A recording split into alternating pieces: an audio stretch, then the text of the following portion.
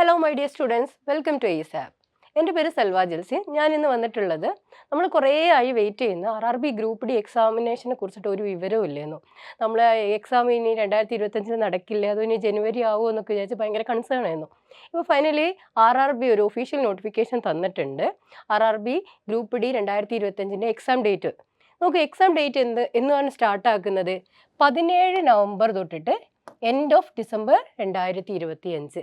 അതായത് ഏകദേശം 1.5 മാസത്തോളാണ് എക്സാം ഉള്ളത്. നമുക്കറിയാം RRB ഗ്രൂപ്പ് ഡി 2025 ഒരു 32,000 വേക്കൻസി ആയിരുന്നു. നമുക്ക് ഒരു ദിവസം ഒരു 3 ഷിഫ്റ്റ് വെച്ചിട്ടാണ് എക്സാം നടക്കുന്നത്. 1.5 മാസം എന്ന് പറയുമ്പോൾ അതിൽ അപ്ലിക്കൻസ് എത്രമാത്രം ആളുകൾ ഉണ്ടാവും എന്നുള്ള കാര്യം ജസ്റ്റ് ഒന്ന് ഊഹിച്ച് നോക്കുക കേട്ടോ. ഓക്കെ, നമുക്ക് ഈ എക്സാമിൻ്റെ കുറച്ച് ഡീറ്റെയിൽസും അപ്ലിക്കൻസും അല്ലെങ്കിൽ വേക്കൻസിയൊക്കെ ഒന്നൊന്ന് നോക്കാം. നമ്മൾ പറഞ്ഞ പോലെ 32,432 വേക്കൻസിയാണ് ആകെ ഉള്ളത്. ഇപ്പോൾ നമ്മൾ ഓരോരുത്തർ ഓരോ സോണിലാവും. ചെന്നൈ സോണിൽ അപ്ലൈ ചെയ്ത് ഒരുപാട് ആൾക്കാരുണ്ടാവും.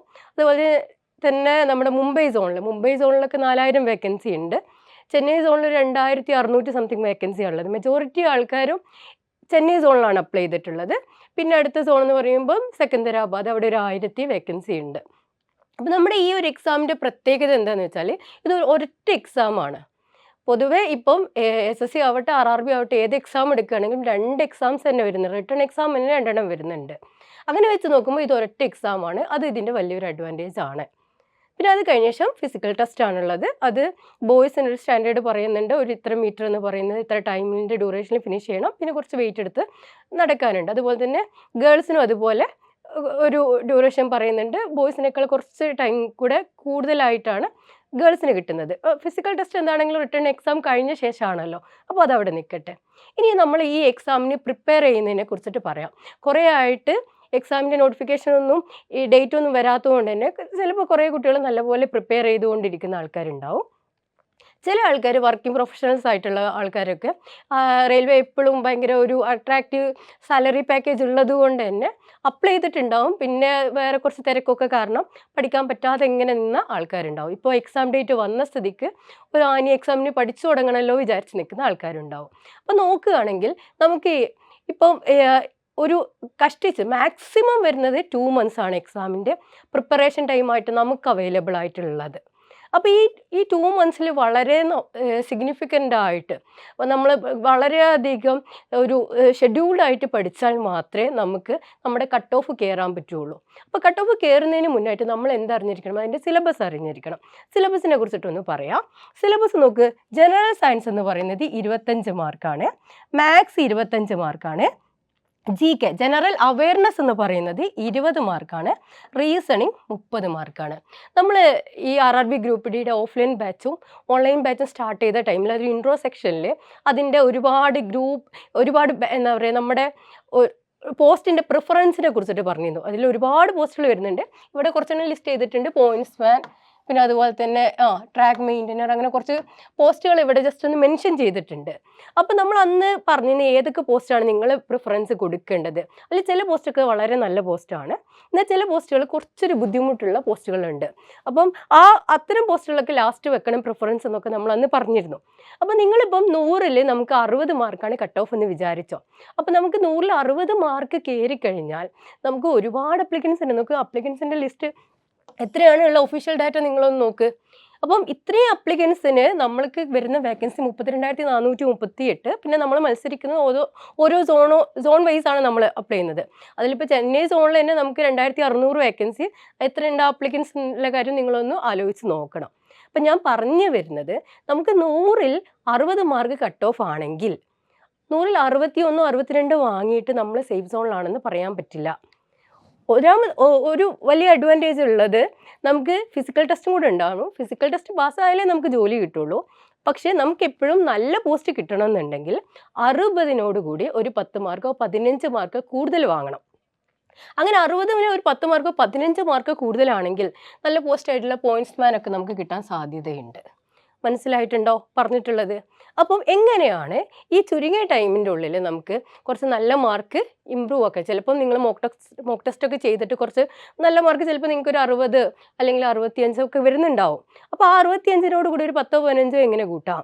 അതല്ലാന്നുണ്ടെങ്കിൽ ചില ആൾക്കാർ മോക്ക് ടെസ്റ്റ് ഒന്നും എടുത്ത് തുടങ്ങിയിട്ടില്ലെങ്കിൽ മോക്ക് ടെസ്റ്റ് എടുത്ത് തുടങ്ങേണ്ട ടൈം അതിക്രമിച്ചിട്ടുണ്ട്. ഇനി നിങ്ങളിപ്പോൾ തുടങ്ങുകയാണെങ്കിൽ തന്നെ നമുക്ക് 2 മന്ത്സ് വളരെ ചിട്ടയോട് പഠിക്കുകയാണെങ്കിൽ നമുക്കൊരു കട്ട് ഓഫിൻ്റെ കൂടെ ഒരു 5 മാർക്ക് കൂടുതലായിട്ട് വാങ്ങാൻ പറ്റും. നോക്ക്, അതിൻ്റെ സിലബസ് നമ്മൾ പറഞ്ഞു. മാത്സ് 25 മാർക്കാണ്. അതുപോലെ റീസണിങ്ങും 30 മാർക്ക്. അതായത് 100-ൽ 55 മാർക്കും വരുന്നത് മാത്സ് റീസണിങ് ആണ്. ഈ മാത്സ് റീസണിങ് നമ്മൾ ടോപ്പിക് വൈസ് നമ്മൾ തറാക്കി പഠിച്ചു കഴിഞ്ഞാൽ, ഇപ്പോൾ ഒരു ക്വസ്റ്റ്യൻ 4 ഓപ്ഷനാണ് ഉള്ളത്. അപ്പോൾ ഒരു ഓപ്ഷൻ നമ്മൾ കുത്തിക്കഴിഞ്ഞാൽ അത് കറക്റ്റാണ്. അവിടെ പ്രോബബിലിറ്റി എന്ന് പറയുന്നത് ആ ഒരു ആൻസർ കറക്റ്റ് ആണുള്ള പ്രോബബിലിറ്റി 100% ആണ്. അപ്പോൾ മാത്സും റീസണിങ്ങും നിങ്ങൾ സ്ട്രോങ് ആക്കുക എന്നുള്ളതാണ്. അപ്പോൾ ഈ 2 മന്ത്സ് കൊണ്ട് അത് പറ്റുമെന്ന് ചോദിച്ചാൽ അത് പറ്റും. അങ്ങനെ നമ്മൾ പ്രീവിയസ് ഇയർ ബേസ് ചെയ്തിട്ട് മാത്രം കുറച്ച് ക്വസ്റ്റ്യൻസ് വർക്കൗട്ട് ചെയ്തിട്ടാണ് നമ്മൾ ഈ ഒരു മാസം, ഈ 2 മന്ത്സിൽ ഈ ഒരു നമുക്കിടെ എക്സാമിന് പ്രിപ്പയർ ചെയ്യാനുള്ള ഒരു സ്ട്രക്ചർ നമ്മൾ ഫോം ചെയ്തേക്കുന്നത്. എങ്ങനെ ഒരു ചുരുങ്ങിയ ടൈം കൊണ്ട് നമുക്ക് എത്ര നല്ല രീതിയിൽ മാർക്ക് ഇമ്പ്രൂവ് ആക്കാം. നമുക്ക് അടുത്ത ഒരു ടോപ്പിക് എന്ന് പറയുന്നത് ജനറൽ സയൻസ്. നിങ്ങളൊരു സയൻസ് ബാക്ക്ഗ്രൗണ്ട് ആണ്, നിങ്ങൾക്ക് സയൻസ് ബാക്ക്ഗ്രൗണ്ട് ഉള്ള ആൾക്കാർ, ഇതിനകത്ത് ഏതൊക്കെ വരും? നമുക്ക് ഫിസിക്സ് വരും, കെമിസ്ട്രി വരും, ബയോളജി വരും. അപ്പം സയൻസ് ബാക്ക്ഗ്രൗണ്ട് ഉള്ള ആൾക്ക് 25-ൽ മിനിമം 15 മാർക്ക് കിട്ടും. മനസ്സിലായി? മിനിമം 15 കിട്ടും. അപ്പോൾ അയാൾക്ക് 25 കിട്ടാനുള്ള സാധ്യത കൂടുതൽ. എന്താണെങ്കിലും 20+ കിട്ടാനുള്ള സാധ്യത കുറച്ചൊന്ന് ആഞ്ഞു പിടിക്കുകയാണെങ്കിൽ 20+ എന്താണെങ്കിലും അവിടെ സ്കോർ ചെയ്യാൻ പറ്റും. ഇനി നിങ്ങൾ സയൻസ് ബാക്ക്ഗ്രൗണ്ടിൽ അല്ലാത്ത ഒരാൾക്ക് അവിടെ എങ്ങനെയാണ് സ്കോർ ചെയ്യാൻ പറ്റുക? നോക്ക്, ഈ റെയിൽവേ എക്സാംസ് കണ്ടക്ട് ചെയ്യുന്ന TCS ആണ്. ഇതിന് മുന്നേ വരെ SSC കണ്ടക്ട് ചെയ്യുന്നതും TCS ആണ്. അപ്പോൾ നമ്മൾ ഇവരുടെ പ്രീവിയസ് ഇയർ, ലാസ്റ്റ് 5 ഇയേഴ്സിൻ്റെ previous year question paper science ആവട്ടെ, സയൻസ് ബാക്ക്ഗ്രൗണ്ട്, അതായത് ഇപ്പോൾ ഫിസിക്സ്, കെമിസ്ട്രി, ബയോളജി ഇത് മാത്രം എടുത്തിട്ട് പഠിക്കുകയാണെങ്കിൽ തന്നെ നമുക്ക് എന്ത് ചെയ്യാൻ പറ്റും? ഒരു 25 മാർക്കിൽ 15 മാർക്ക് നമുക്ക് സ്കോർ ചെയ്യാൻ പറ്റും. നോക്ക്, നിങ്ങൾ ചെയ്യേണ്ടത് ആദ്യം എന്താണ്? മാത്സും റീസണിങ്ങും നമ്മളത് തറാക്കി പഠിക്കണം. അപ്പോൾ അതിൽ നിന്ന് മാക്സിമം 55 മാർക്ക് നമുക്ക് അവിടെ കിട്ടുന്ന അവിടെ നമ്മളൊരു 50 മിനിമം വാങ്ങണം. മാത്സും റീസണിങ്ങിൽ നിന്ന് 50 മിനിമം വാങ്ങണം. പ്ലസ് നമുക്ക് ജനറൽ സയൻസിൽ നിന്ന് ഒരു 15 മാർക്കും കൂടെ നമുക്ക് വാങ്ങണം. പിന്നെയുള്ളൊരു സെക്ഷൻ എന്ന് പറയുന്നത് നമുക്ക് GK ആണ്. ഈ GK പോർഷനകത്ത് നമുക്ക് ഏതൊക്കെ വരുന്നുണ്ട്? ഒരു വാസ്റ്റ് ആയിട്ടുള്ള ഏരിയ ആണ്. പൊളിറ്റി വരുന്നുണ്ട്, അതുപോലെ തന്നെ ഹിസ്റ്ററി വരുന്നുണ്ട്, ജോഗ്രഫി വരുന്നുണ്ട്, എക്കണോമിക്സ് വരുന്നുണ്ട്, കമ്പ്യൂട്ടർ വരുന്നുണ്ട്, പോരാതെ തന്നെ നമ്മളെ കറണ്ട് അഫയേഴ്സും വരുന്നുണ്ട്. അപ്പോൾ ഇത്രയും വലിയൊരു ഏരിയ ഈ കുറഞ്ഞ ടൈമിൻ്റെ ഉള്ളിൽ നമുക്ക് എങ്ങനെയാണ് പഠിച്ചു തീർക്കാൻ പറ്റുക? അതിപ്പോൾ നിങ്ങൾ ചെയ്യേണ്ട ഒരു കാര്യം, നിങ്ങളങ്ങ് പരത്തി പഠിക്കാൻ നിൽക്കരുത്. നമുക്ക് എക്സാമിന് കുറച്ച് ഏരിയ മാത്രം സെലക്ട് ചെയ്തിട്ട് മാത്രം പഠിക്കുക. ഇപ്പം പൊളിറ്റി പഠിക്കുകയാണെങ്കിൽ അതിൽ അമെൻമെൻറ്റ്സ് പഠിക്കുക, ആർട്ടിക്കിൾസ് പഠിക്കുക. അതുപോലെ തന്നെ നമുക്ക് വളരെ ഇമ്പോർട്ടൻ്റ് ആയിട്ടുള്ള വേറെ ഒരു ഏരിയ ആണ് സ്റ്റാറ്റിക് GK.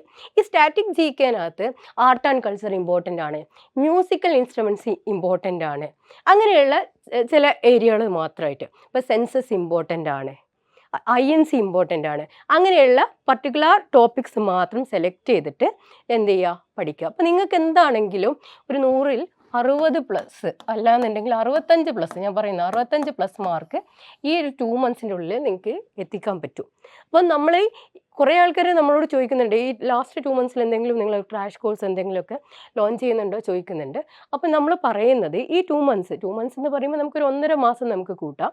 ഈ 1.5 മാസത്തിനകത്ത് നിങ്ങളുടെ ഒരു മാർക്ക് 60 to 65-നിടയിൽ ഒട്ടും മാർക്കില്ലാത്ത ആളുകൾ നമ്മളെ കൂടെ തന്നെ പ്രിപ്പയർ ചെയ്ത് പോകണം. നമ്മൾ വളരെയധികം ഓറിയൻറ്റഡ് ആയിട്ട് വളരെ സ്ട്രക്ചേർഡ് ആയിട്ടുള്ള ഒരു സിലബസ് പ്ലാൻ ചെയ്ത് വെച്ചിട്ടുണ്ട്. അപ്പം എത്രയും പെട്ടെന്ന് തന്നെ ഒരു ഫാസ്റ്റ് ആയിട്ടുള്ള റിവിഷൻ ബാച്ച് സ്റ്റാർട്ട് ആക്കുന്നുണ്ട്. അപ്പോൾ നിങ്ങൾ എന്താ ചെയ്യേണ്ടതെന്ന് വെച്ചാൽ, നിങ്ങൾക്ക് നമ്മുടെ കോഴ്സിനകത്ത് ജോയിൻ ചെയ്യണമെന്നുണ്ടെങ്കിൽ അത് ഓഫ്ലൈനായിട്ടും ഓൺലൈനായിട്ടും ഉണ്ട്. നിങ്ങൾക്ക് ഒരു അഫോർഡബിൾ ഫീന് തന്നെ.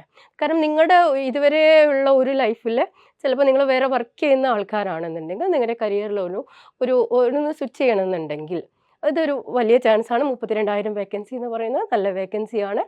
പിന്നെ അത് മാത്രമല്ല, ഒരുപാട് മാർക്ക് ഇതിനകത്ത് സ്കോർ ചെയ്യുന്ന ആൾക്കാർ ചിലപ്പോൾ ഫിസിക്കൽ ടെസ്റ്റ് ഫെയിൽ ആവാനുള്ള സാധ്യതയുണ്ട്. അപ്പോൾ നിങ്ങൾ ഫിസിക്കൽ ടെസ്റ്റ് പാസ്സാവും നല്ല കോൺഫിഡൻ്റ് ആയിട്ടുള്ള ഒരുപാട് ആൾക്കാർ ഈ എക്സാമിന് അപ്ലൈ ചെയ്തിട്ടുണ്ട്. അപ്പോൾ റിട്ടേൺ ടെസ്റ്റ് പാസ്സാവാത്തത് കൊണ്ട് നിങ്ങൾക്ക് ഈ ഒരു ചാൻസ് മിസ് ചെയ്യരുത്. അപ്പോൾ നിങ്ങൾക്ക് റിട്ടേൺ എക്സാമിനാണ് കുറച്ച് ബുദ്ധിമുട്ടുണ്ട് എന്നുണ്ടെങ്കിൽ നിങ്ങൾ ഡെഫിനറ്റ് ആയിട്ട് ഈ കോഴ്സിനകത്ത് ജോയിൻ ചെയ്യണം. അപ്പോൾ നിങ്ങൾക്ക് താല്പര്യം ഉണ്ടെന്നുണ്ടെങ്കിൽ നിങ്ങൾ ചെയ്യേണ്ട കാര്യം, ഇതിൻ്റെ കമൻറ്റ് ബോക്സിൽ പിൻ ചെയ്ത് വെച്ചേക്കുന്ന ഗൂഗിൾ ഫോമിൽ എന്ത് ചെയ്യണം? നിങ്ങളുടെ ഡാറ്റാസ് ഒന്ന് സബ്മിറ്റ് ചെയ്യണം. നമ്മൾ എത്രയും പെട്ടെന്ന് ഈ ഒരു ബാച്ച് സ്റ്റാർട്ടാക്കുന്നതാണ്. ബാക്കിയുള്ള ഡീറ്റെയിൽസ് നമ്മൾ വീഡിയോയിലൂടെ അറിയിക്കുന്നതാണ്. ഓക്കെ, അപ്പോൾ മറ്റൊരു വീഡിയോയിൽ ഇതിൻ്റെ കുറച്ച് പ്രീവിയസ് ഇയർ ക്വസ്റ്റ്യൻ പേപ്പറൊക്കെ ആയിട്ട് വേറൊരു വീഡിയോയിൽ കാണാം. താങ്ക്